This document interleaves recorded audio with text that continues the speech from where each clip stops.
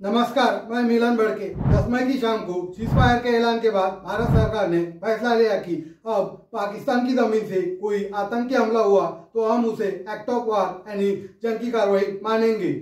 कई media reports में सरकार के सूत्रों के हवाले से ये जानकारी दी है कि पीएम मोदी ने भी 12 मई की शाम अपने भाषण में कहा है कि आतंकी हमला हुआ तो फिर सीमा पार मिलिट्री एक्शन होगा। आतंकी हमले को एक्ट ऑफ वार मानने के क्या मायने, अब कोई हमला हुआ तो क्या भारत जंग छेड़ देगा, जानेंगे आज के एपिसोड में।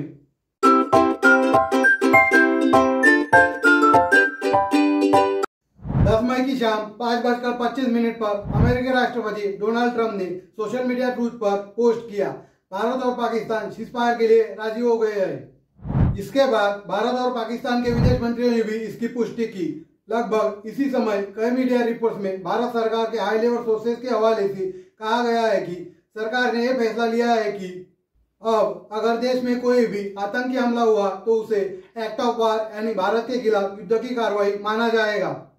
मीडिया रिपोर्ट्स में दावा किया गया है कि प्रधानमंत्री आवास में पीएम मोदी ने एक हाई लेवल मीटिंग बुलाई थी, उसी के बाद फैसला लिया गया है। इस मीटिंग में रक्षा मंत्री Rajnath Singh, NSA Ajit Doval, chief of defence staff और तीनों सेनाओं के प्रमुख मौजूद थे। यह मीटिंग करीब 1.5 घंटे चली।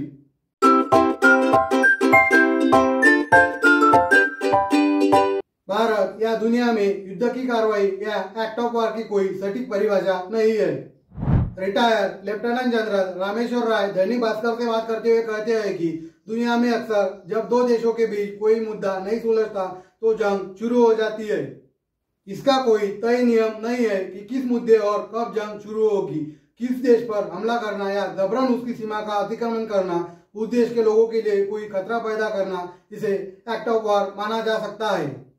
यह भी जरूरी नहीं है कि किसी देश पर हथियारों से हमला हो तो ही उसे एक्ट ऑफ वार माना जाएगा।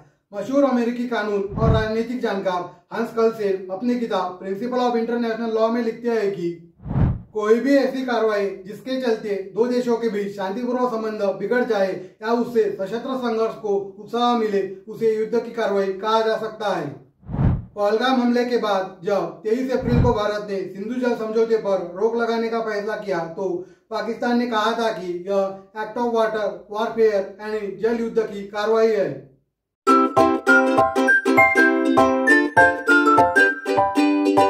न्यू इंडियन एक्सप्रेस ने सरकारी सूत्रों के हवाले से रिपोर्ट किया कि एक्ट ऑफ वार हुआ तो भारत वैसा ही जवाब देगा। पाकिस्तान को बचाने के लिए कोई भी तीसरी ताकत नहीं आएगी। एक्सपर्ट के मुताबिक किन्हीं दो देशों के बीच जब किसी मुद्दे पर विवाद चढ़ता है तो उसे डिप्लोमेसी के जरिए सुलझाने की कोशिश की जाती है। जब बातचीत से मामला नहीं सुलझता या एक देश दूसरे देश की सिक्योरिटी पर बड़ा हमला कर देता है तो डिप्लोमेटिक चैनल या किसी तीसरे मध्यस्थ के जरिए बातचीत नहीं की जाती, बल्कि सीधे बदले की कार्रवाई की जाती है। स्ट्रैटेजी एनालिस्ट और ओआरएफ के सीनियर फेलो सुशांत सूरिन बताते हैं कि सीमा पार से आतंकवाद को लेकर कई बीते दशकों से डिप्लोमेटिक चैनल एक्टिव था, लेकिन अब वह किनारे कर दिया जाएगा। भारत की युद्ध की इस नई नीति का मतलब है कि अगर भारत में हुए किसी भी आतंकी हमले या घटना में पाकिस्तान का जरा सा भी हाथ हुआ तो मिलिट्री एक्शन लिया जाएगा। भारत सीधे जंग नहीं छेड़ेगा, लेकिन अगर लड़ाई बढ़ी तो बात जंग तक पहुंच सकती है। संयुक्त राष्ट्र चार्टर के आर्टिकल 2.4 में कहा गया है कि सभी देश एक दूसरे की अखंडता या आजादी के खिलाफ किसी तरह की बल या शक्ति का प्रयोग नहीं करेंगे। आर्टिकल 51 में साफ तौर पर कहा गया है कि अगर किसी देश पर हथियारों से हमला होता है तो अपनी आत्मरक्षा के लिए बल प्रयोग कर सकता है।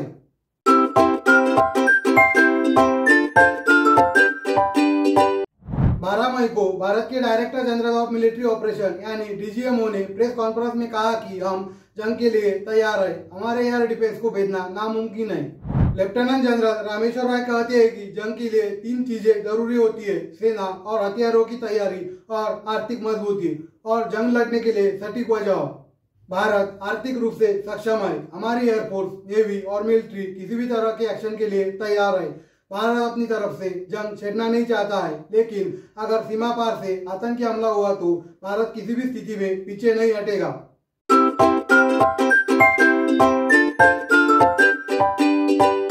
जेएनयू में इंटरनेशनल रिलेशन के एसोसिएट प्रोफेसर राजन कुमार दैनिक भास्कर से बताते हुए कहते हैं कि दुनिया भर ने पहलगाम हमले की निंदा की और भारत के साथ एकजुटता दिखाई। लेकिन जैसे ही पाकिस्तान भारत के जंग के हालात बने तो कई देशों ने इसे शांति से सुलझाने को कहा। अमेरिका ने भी यही किया। अगर भारत आतंकवादी घटनाओं को एक्ट ऑफ वॉर मानकर जंग छेड़ता है तो अमेरिका, यूरोपीय देशों समेत पूरी दुनिया नहीं चाहेगी कि दो परमाणु शक्ति संपन्न देश आपस में जंग करें। दरअसल पहलगाम हमले के बाद इजराइल और रूस ने आतंकवाद के खिलाफ भारत के हर कदम को सपोर्ट करने की बात की थी। वहीं अमेरिका ने भी आतंकवाद के खिलाफ भारत का साथ देने को कहा था। न्यूज एजेंसी ANI के सूत्रों के हवाले से लिखा कि ऑपरेशन सिंदूर के लॉन्च होने से हफ्ते भर पहले विदेश मंत्री एस जयशंकर ने अमेरिकी विदेश मंत्री मार्को रूबियो से फोन पर बातचीत की थी और कहा था कि हम पाकिस्तान में आतंकवादियों पर हमला करेंगे और इसमें कोई संकोच नहीं होना चाहिए। रामेश्वर राय कहते हैं कि भारत ने 7 मई को ऑपरेशन के बारे में पहले ही अमेरिका, ब्रिटेन, रूस, सऊदी अरब और कतर को बता दिया था। ये भी बताया गया था कि पाकिस्तान अगर जवाबी कार्रवाई करेगा तो उसका भी कड़ा जवाब दिया जाएगा। आगे भी भारत पाकिस्तान के एक्ट ऑफ वॉर पर किसी तीसरे देश की सलाह लिए बिना कार्रवाई करेगा। कानूनन उसे ऐसा करने से कोई नहीं रोक सकता।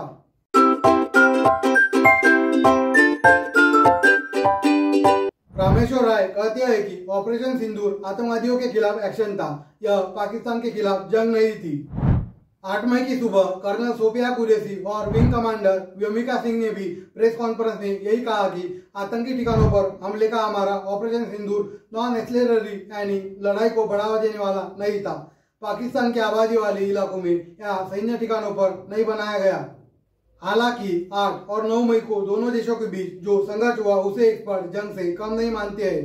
2 दिन पाकिस्तान ने भारत के सैन्य ठिकानों और आबादी वाले इलाकों पर मिसाइल और ड्रोन अटैक किए। इधर से भी भारत ने जवाबी कार्रवाई में सैन्य अड्डों पर निशाना बनाया।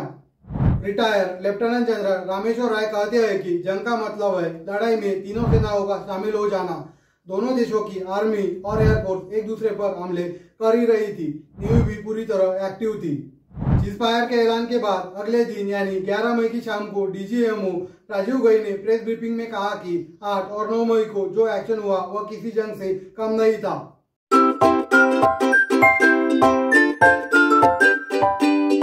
इसका सीधा जवाब हाँ है। सीजफायर होने के एक दिन बाद यानी 11 मई को एयरफोर्स ने सोशल मीडिया पोस्ट किया था, ऑपरेशन सिंदूर अभी जारी है। इससे जुड़ी बातें समय आने पर बताई जाएगी। सरकारी सूत्र भी कहते हैं ऑपरेशन सिंदूर को बंद नहीं किया गया है और यह जारी है। हम एक न्यू नॉर्मल दौर में हैं जिसे दुनिया और पाकिस्तान को स्वीकार करना चाहिए। 12 मई की दोपहर तीनों सेनाओं के ऑपरेशन हेड ने दोबारा प्रेस ब्रीफिंग की। ऑफिसर्स ने इसमें ऑपरेशन सिंदूर को खत्म होने की बात नहीं की, बल्कि कहा कि हम युद्ध की प्रक्रिया में हैं। हालांकि हमने जिस मकसद से यह ऑपरेशन शुरू किया हमने उसे पूरा कर लिया है। लेफ्टिनेंट जनरल रामेश्वर राय कहते हैं कि सीजफायर का मतलब यह नहीं है कि सेनाओं को वापस बैरक में भेज दिया गया है। ऑपरेशन सिंदूर का एक टारगेट पूरा हो गया है, लेकिन सेना किसी भी एक्शन के लिए तैयार है।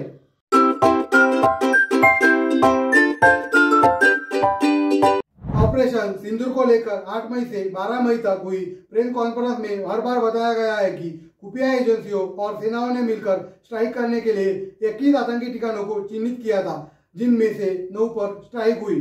11 मई को DGMO लेफ्टिनेंट जनरल राजीव गई ने कहा कि जब ऑपरेशन सिंदूर को तय किया जा रहा था तो हमारे पास बहुत सारे आतंकी ठिकानों की लिस्ट थी।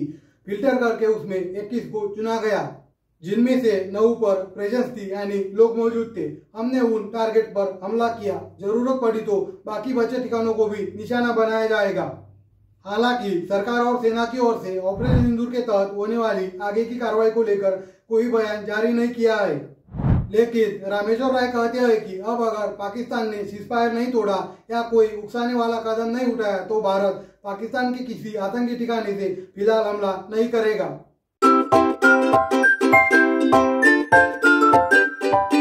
पीएम मोदी ने कहा कि भारत पाकिस्तान की गुहार पर सीजफायर के लिए तैयार हुआ है। पाकिस्तान ने कहा कि उसकी तरफ से कोई सैन्य कार्रवाई या आतंकी गतिविधि नहीं होगी। अगर अब पाकिस्तान की तरफ से वादा तोड़ा गया तो जवाबी कार्रवाई की जाएगी। इसके लिए भारत की सेनाएं तैयार है। नमस्कार, मैं मिलन भड़के।